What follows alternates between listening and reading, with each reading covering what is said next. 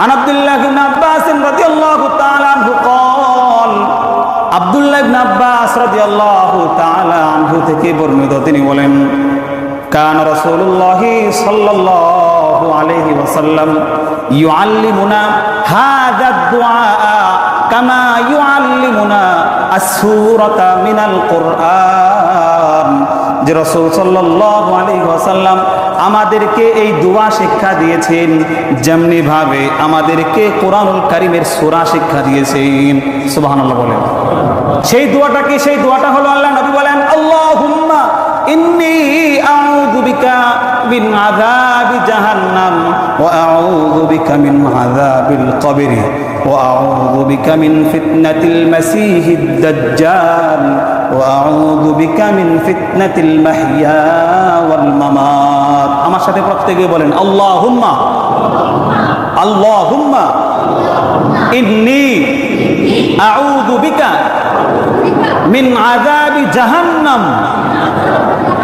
ওয়া আউযু বিকা মিন আযাবিল কবরি মিন আযাবিল কবরি ওয়া আউযু বিকা মিন ফিতনাতিল মাসীহিদ দাজ্জাল ওয়া আউযু বিকা মিন ফিতনাতিল মাহইয়া ওয়াল মামাত।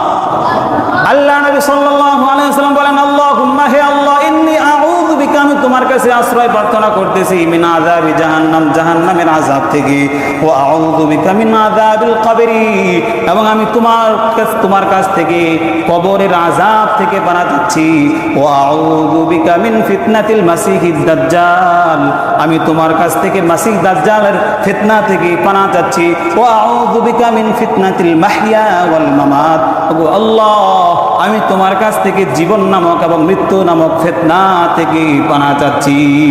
সুবহানাল্লাহ। এই দোয়াটা অবশ্যই শিখবেন।